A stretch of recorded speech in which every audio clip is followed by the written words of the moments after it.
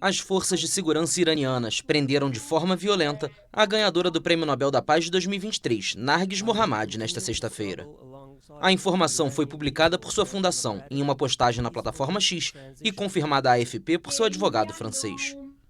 Na mesma rede social, o marido de Mohammadi, que mora em Paris, afirmou que a esposa foi presa na cidade de Mashhad, no leste do país, juntamente com uma colega ativista. Ambas participavam de uma cerimônia em memória de um advogado encontrado morto em seu escritório na semana passada. Mohammadi foi libertado em dezembro de 2024 de sua prisão na cadeia de Evin, perto de Teherã, por motivos de saúde, mas foi sublinhado naquele momento que se tratava apenas de uma medida temporária. Além disso, segundo a própria, ela não estava permitida de deixar o Irã. Hoje, com 53 anos, a iraniana passou grande parte da última década encarcerada, condenada e presa repetidamente por seu combate contra a obrigatoriedade do véu para mulheres e contra a pena de morte. Qual?